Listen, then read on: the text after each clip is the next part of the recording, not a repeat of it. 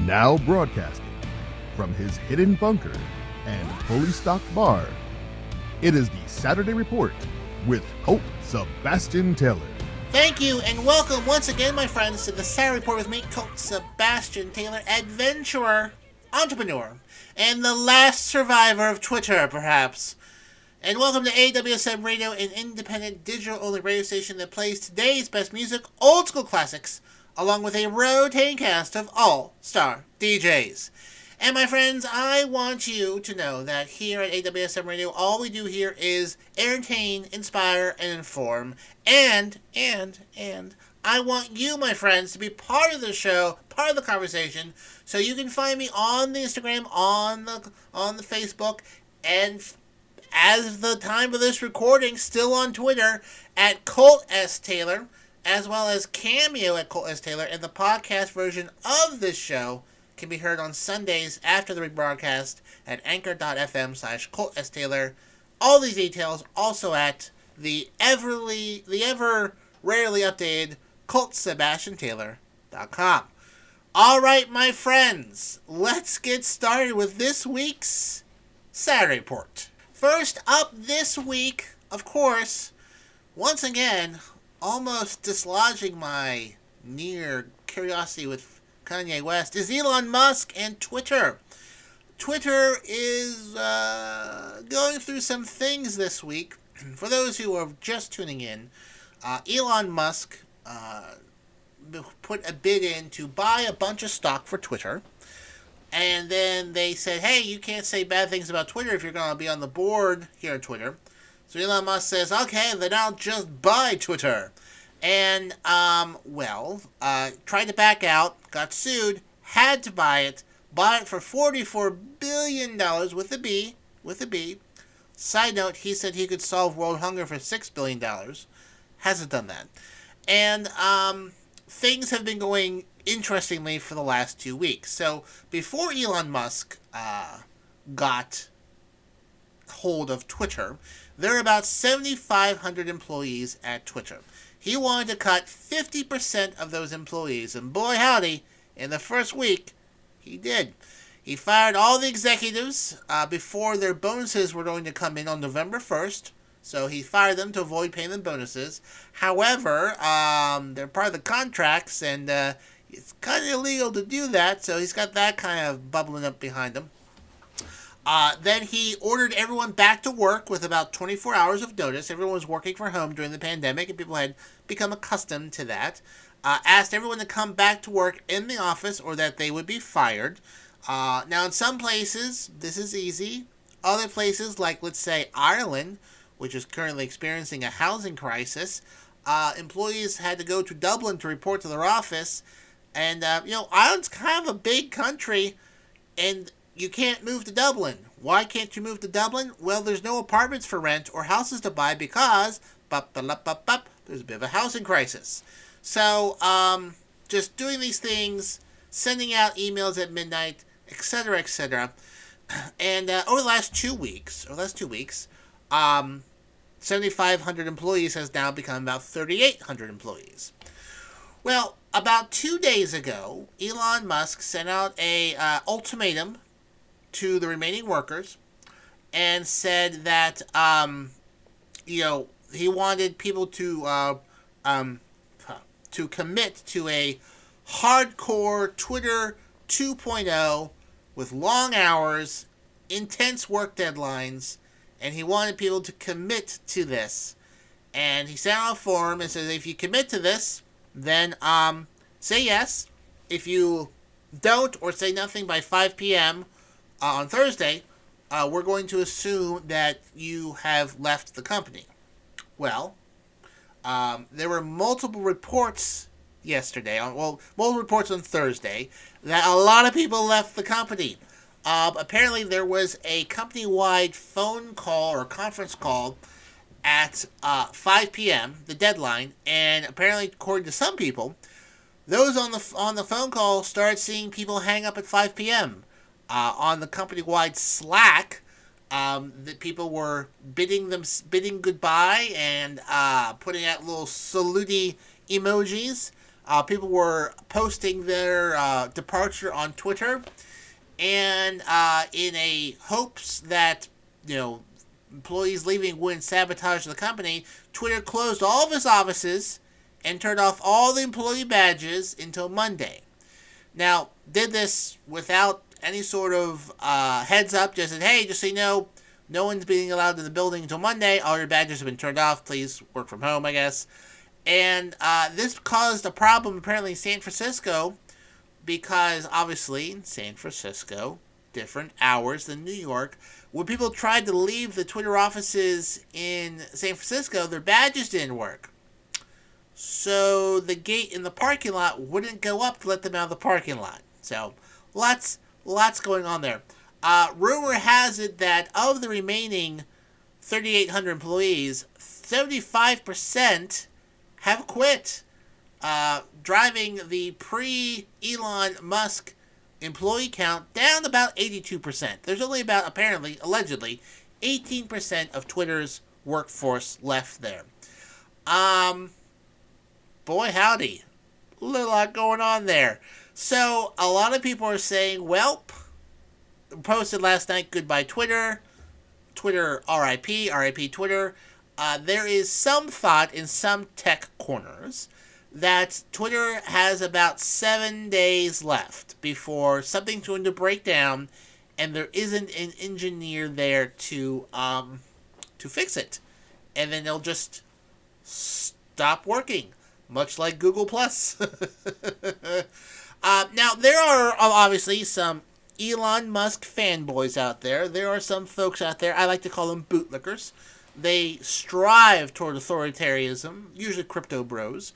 Love to lick the boots of Elon Musk. And the common phrase or trope being thrown out there is that, boy, all these guys are whiny. Suddenly we have to work at the office, no more free lunch. Boy, what a bunch of crybabies. Well, here's the thing, friends. Most of these folks also have no idea how Twitter works. A lot of these folks sign contracts with certain expectations, one being free lunch, one being working from home, and one not having a man-child ask them to commit to hardcore Twitter 2.0. So when presented with that versus 1 or 3 months severance, they said, you know what? I've got a good resume. I think I'll go about my day somewhere else. Now, another popular idea is like, oh boy, this is great. This is great. All the woke liberals are leaving Twitter now. It's time to re-platform the unfairly banned people from this free speech public square. Yes, all the people wrongly banned. I, for one, cannot wait until the word salad of Alex Jones comes bumbling on here talking about how fluoride is turning frogs gay. Yes, that's something that he actually said. So yes, I'm looking forward to the Hot Mess Circus Clowntown show coming into town here that will be coming back onto Twitter. Assuming it's still around. Another popular thing I saw was like, Elon Musk has sent rockets to space. Surely he can keep a social media thing online. And once again, these are just some of the most pathetic bootlickers out there. Yes, Elon's company has sent space rockets to space. Yes, it has. It certainly has. But Elon Musk did not do that himself. He has rocket scientists working for him. Yes.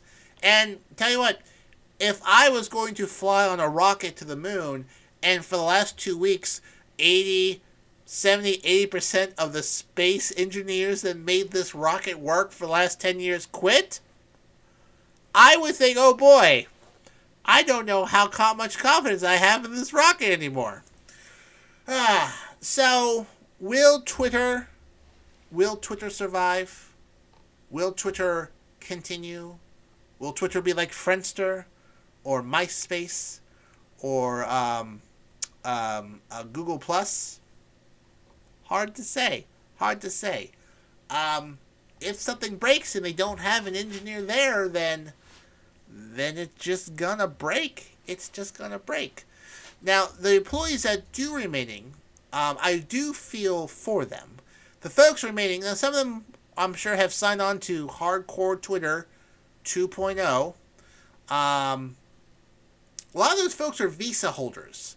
They have come from other countries. They've moved here on a visa to work at Twitter.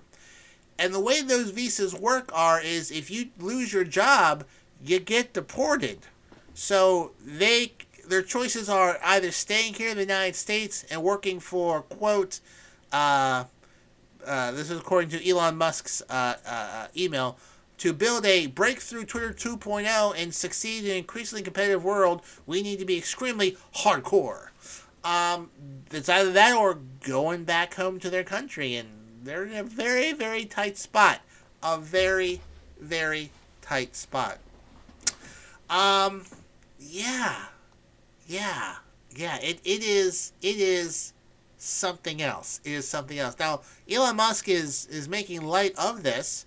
He says, how do you make a small fortune on social media? Start out with a large one. Okay.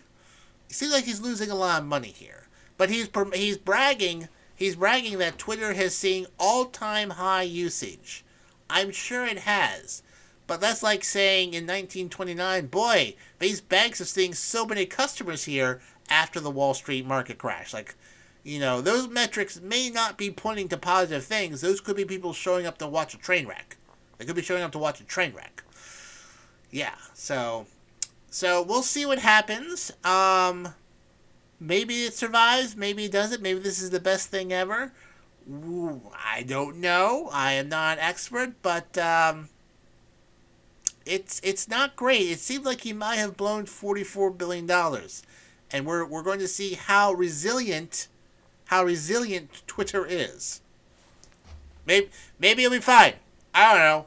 But in case it does break down, folks, you can always find me here on AWSM Radio and whatnot. Also, slight note, special shout out to political consultant Rick Wilson, who retweeted me twice for the last 2 days and has blown out my metrics in terms of engagement and link clicking. So my good old pal, Twitter buddy, author of Everything That Trump Touches Dies, Rick Wilson.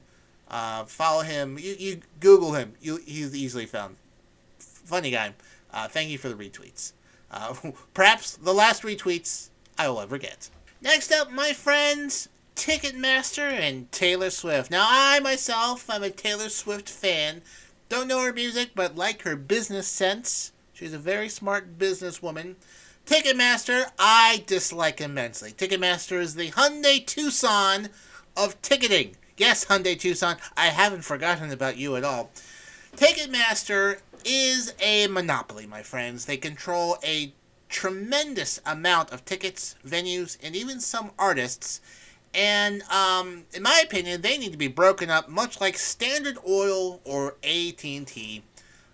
Standard Oil being at the start of the 20th century, and AT&T in the late 70s, early 80s, as I recall. But yeah, Ticketmaster controls entirely too much of the ticketing world out there. And this week, boy howdy, was it a disaster. So Taylor Swift, the Eras Tour, tickets are about to go online. Tickets are supposed to be sold to the general public at 10 a.m. on November 18th, but they end up canceling it. The sale, not the tour, but the sale. Ticketmaster released a statement saying, due to extraordinary high demands on ticketing systems and insufficient remaining ticket inventory to meet that demand, tomorrow's public on sale for Taylor Swift, the Eras Tour, has been canceled. So, here's the thing, though. You know who got plenty of tickets? Resellers. Yes, people who buy tickets and then resell them on third-party websites at 3, 4, 5, sometimes 10 times the price. I mean, you can right now get a Taylor Swift ticket for about $1,000, $800,000 on there. They don't cost that much, but you could get them for that much. And a lot of people are wondering, like, why is inventory not available to the public, but available to ticket resellers? Why Why are they available to ticket resellers and whatnot? That's the real question right there. It's just that they control too many tickets. They do. They control too many of the tickets, too many of the venues, too many of the shows out there, and resellers are snatching up tickets and selling them for a ridiculous amount of profit. A ridiculous amount of profit. Okay? And they were introducing dynamic pricing and tickets, according to reports. Ticketmaster and Live Nation, which are the same folks, I think they're the same folks. I feel like they're the same folks. Yes, they are. They merged with Live Nation in 2009. So they kept the companies separate, like the names, but they're still the same company. So Ticketmaster and Live Nation has faced backlash for the dynamic pricing system in platinum tickets. When tickets for Bruce Springsteen's and Blink-182's 2023 tours went on sale in July-October 2022, fans criticized prices for random seat selections across the venue, going for hundreds or thousands of dollars during pre-sales or right when tickets went on sale to the general public. In some cases, when you buy a ticket, 78% of that price is not for the band. That's for the ticket seller or the reseller. That is ridiculous. That is a scam. Ticketmaster is a scam. Okay, it needs to be broken up. And if Taylor Swift can take on crooked music execs and whatnot, I think the Taylor Swift folks need to take on Ticketmaster. So with this disaster, many in Congress, obviously of the progressive persuasion, are calling for investigations on Ticketmaster and to re-examine the deal between Ticketmaster and Live Nation, and that perhaps they need to be broken up because it's tickets for concerts are ridiculous, and it's not the artists getting the money. They get money, sure. It's not the artists. It's these ticket sellers and resellers that are reaping in thousands, hundreds of thousands, millions of dollars every year. Ticketmaster made $11.9 billion in 2019. Now, it's crazy. It's crazy. Ticketmaster needs to be investigated and broken up because it's weird that all these folks, all these resellers get tickets, then resell them and whatnot. It is unfair to the fans of these artists, and these artists have no control over it at all. In fact, there's evidence apparently that Ticketmaster works with scalpers to drive up costs. So they say they don't, but there's a lot of evidence that perhaps say otherwise. In fact, they're according. In 2019, a billboard revealed a strategy by Live Nation, Ticketmaster's parent company, to secretly bypass placing certain tickets for sale on the primary market, instead place them directly in resale sites without giving fans a chance to buy them through normal channels at face value. The company acknowledged it has facilitated the quiet transfer of concert tickets directly into the hands of resellers through the years, though only at the request of the artists involved. I bet. I'm sure the artists are well aware of their fans being completely screwed out and whatnot.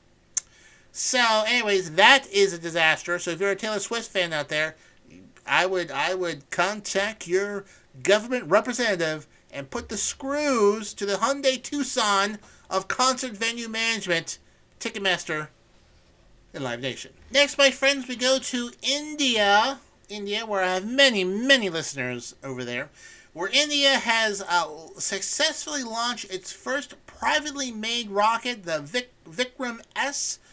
Successfully launched, first privately developed rocket, a milestone in the country's effort to create a commercial space industry and compete at very effective prices.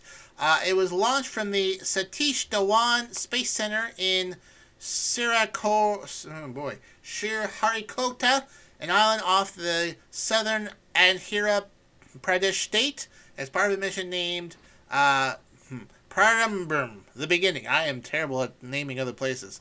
According to the chair of the Indian government agency that coordinates private sector space activities, they said, "I'm happy to announce the successful mission of Mission Paramam, the beginning."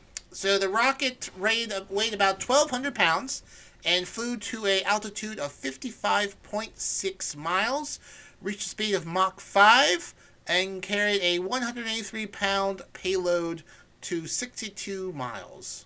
That's how far it can go. The team had set a target goal of just under 50 miles, a benchmark that some agencies define as a frontier space called the Kármán line, and they reached it. Very exciting, very exciting. They expect it to be very competitive. They say the rocket cost 90% less than existing platforms to launch satellites. Experts say they achieved the cost saving by using rocket architecture that can be assembled in less than 72 hours with composite materials, and they plan to launch satellites starting next year. India's unmanned Mars mission in 2014, just for a little bit of information for you, cost $74 million. And it made headlines because it cost less than the movie Gravity, the space movie with Sandra Bullock, cost less than to make that movie, which was an Academy Award-winning film. So the movie about space cost more than India's unmanned Mars mission in 2014. Until now, the state-run Indian Space Research Organization, the ISRO, had a monopoly on launching rockets to India, but they are now pushing very hard to have the private industry also develop some rocket technology. This company is called Skyroot, and the rockets are named after Vikram Sarabhai, an Indian physicist and astronomer considered to be the father of India's space programs and whatnot. So, pretty amazing stuff. The company has raised $64 million so far, have 200 people, and about 100 people have been involved in the maiden launch of this rocket. So, first step to starting the private rocket industry, space industry in India. So, congratulations to my friends over there. Not easy. It's literally rocket science. So as long as the guy in charge of that program doesn't buy Twitter and run into the ground, I expect big things from this program in the years to come. My friends, when India does send a satellite into space, I think they need to play music from my pal DC. Yes, that's the segue, because DC is our in-house DJ here on AWSM Radio, and every Friday night he mixes it up at 9 p.m., smashing it on the ones and twos with his show DC Live in Effect, kicking the beats from South Florida every week. And then on Saturday nights, my friends, he brings his freestyling DJ to the max with House Party Saturdays, giving you all the Miami vibe without actually having to be there. From the top clubs to the bars, DC will bring the party, my friends, to you. And then on Sunday nights at 10 p.m., it's DC Live in Effect once again.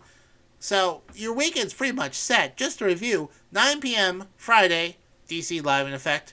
10 p.m. Saturday, DC House Party Saturdays. And then 10 p.m. Sunday, DC Live in Effect again. Only here, my friends, on AWSM Radio. Next, my friends, we go from India to Buffalo, New York. Buffalo, New York, along the coast of Lake Erie. They're getting some lake effect snow. Lake effect snow, for those who don't live in this area, or in that area. Wind blows across the lake, picks up moisture, and then as soon as it hits land, it drops some snow. Now, lake effect snow, it can be pretty heavy. I went to college at Edinburgh University, now renamed some stupid name. But at Edinburgh University, it would snow on and off from November to May. Lake effect snow is something that happens a lot along the Great Lakes. Lake effect snow occurs other places around the world, but it's mostly known for the Great Lakes. Well, Buffalo is getting a bit of snow this this weekend. How much snow, are you asking? How much snow is falling in Buffalo? Well, let's see here. Let me do the calculation. So they could be getting 4 feet of snow this week. Like, yeah, at least 4 feet of snow in Buffalo in 24 to 48 hours. For those who are overseas listeners, that's 121 centimeters of snow. A meter and 1/5 of a meter of snow in a short amount of time. The snow is going to be so bad that the NFL has moved the game on Sunday from Buffalo to Detroit. So the Buffalo Bills and Cleveland Browns will not be playing in Buffalo this week. They're playing in Detroit because they think there's going to be a weather emergency in Buffalo because 4 feet of snow will paralyze the area, and it just won't be. People won't be able to get to the game. 4 feet of snow is going to fall between now and Sunday. It's probably snowing right now. Near zero visibility in the area. Highways are beginning to be shut down. They expect the area to be paralyzed. The western part and northern part of New York State paralyzed with snow. As of Friday morning, there's already a foot of snow on the ground. They're expecting at least another 3 feet of snow between now and Sunday. So they had to move the game. One of the biggest snowfalls on record there. Now, the Buffalo Bills, just as a bit of trivia for you, Buffalo Bills were supposed to be playing the Cleveland Browns in Buffalo on Sunday. They moved it to Detroit. The Bills are staying in Detroit because on Thanksgiving this week, they're playing Detroit on Thanksgiving. So the Bills will play back-to-back games in Detroit. It makes the most sense for them to do that. It's a short week for them, so it does help them out a bit. But that is how bad the snow is there. Flights out of Buffalo Niagara International Airport is closed. Schools are closed. Amtrak stations are closing. 4 feet of snow, folks. That is a lot of snow. Like, listen, I lived through the great blizzard of 93. Got 3 feet of snow. That was a lot of snow. School was canceled for a week. I can't even imagine what 4 feet of snow here would look like. Be paralyzed. I would have to spend all night shoveling, so I wouldn't have to shovel 4 feet of snow in the morning. That's how crazy that is. So, to my friends in ye old Buffalo, New York, good luck. I hope that you manage to get through this weekend. If you haven't stocked up now, you may want to come to your closest store and try to get some food, because it's going to be a really, really, really rough snow. And like at least, what? So it's 4 to 4. Wait, 12. It's a lot of snow. It's a lot. Like there are some models are saying perhaps up to 70 inches of snow. 70 inches. That's a lot of snow. So stay warm, be safe, don't have a heart attack trying to shovel snow. Get young relatives to help you. But as take a break, watch the Buffalo Bills game from Detroit. But a lot of snow is coming to Buffalo this weekend. Next up, my friends, we go to Qatar, or Qatar, as it were. So I think I said the word Qatar. This year's World Cup hosts, FIFA, they have decided to ban the sale of beer at the stadiums. Oh, do they know how soccer fans are, or the football around the world? They have decided to ban the sale of beer at stadiums and will now sell only non-alcoholic beer and other beverages at the stadium 2 days before the beginning of the World Cup that gets underway this weekend, I believe. So, depending on when you're hearing this, the World Cup could be already underway. And they decided to ban it 2 days before the start of the games, according to a statement released by FIFA officials. attributed to a FIFA spokesman. Quote, following discussions between host country authorities and FIFA, a decision has been made to focus on the sale of alcoholic beverages on the FIFA Fan Festival and other fan destinations and licensed venues, removing sales points of beer at Qatar's FIFA World Cup 2022 stadium partners. There is no impact on the sale of Bud Zero, which is Budweiser's non-alcoholic beer, will remain available at all Qatar's World Cup stadiums. Now, this could be a bit of a problem for the World Cup sponsors and FIFA, because Budweiser paid $75 million to be the main sponsor of the World Cup every 4 years. And the beer brand apparently has seen the highest echelons of the Qatar state decide to move their beer stations, to less prominent stations around the stadium, and now they are banning sales of their beer from the stadium altogether. Now, for those who may not be familiar and whatnot, alcohol is something that is banned in many Muslim nations, and Qatar is in the Middle East. And while it's not banned specifically in that country, the sales are closely controlled. Most alcohol bought and consumed are in upmarket hotel bars and is also very expensive, and has been a source of tension between FIFA and Qatar as well. Before it, they said, according to this article, it had been expected that rules regarding alcohol sales and consumption would be relaxed somewhat during the duration of the tournament, particularly around stadiums.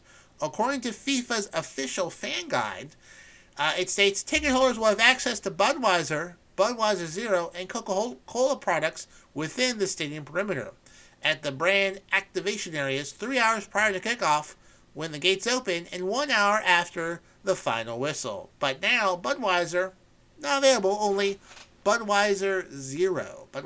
Now, of course, the country Qatar has been a source of fierce criticism for hosting the 2022 World Cup, given the nation's human rights records, suppression of dissent, persecution of LGBTQ people, and the mistreatment of migrant workers, among a cornucopia of things highlighted by protesters against whether or not this was an appropriate place to host the World Cup. But they're getting started, so there ain't no turning back now. So for all you soccer hooligans out there hoping to have a cold one at inflated prices at the World Cup, you will unfortunately only have to guzzle down a Coke or a Budweiser Zero, of which I've had Coke Zero, but Budweiser Zero, not my thing. No idea what it tastes like. So if you are a connoisseur of the Budweiser Zero, hit me up and let me know how it tastes on Twitter at Colt S. Taylor while Twitter is still functioning. If not, send me a carrier pigeon to tweet me personally. Now, my friends, what you do not need any sort of alcoholic lubrication to enjoy is the Rock Sessions. The Rock Sessions is our drive time show here on AWSM Radio, featuring the wonderful, beautiful, lovely Rox, where she will make your evening commute home fun, featuring the hottest music on the charts and some other surprises in between. You can hear this show Monday, Tuesday, Wednesday, Thursday, and Friday from 5 p.m. to 7 p.m. Not Saturday or Sunday, that's the weekend. I only wanted to note the difference between weekdays and weekends because on Friday, Rox texted me saying, "Hey, Colt, I don't have your show. Are you skipping this week?" And then I said, "I'm recording it right now."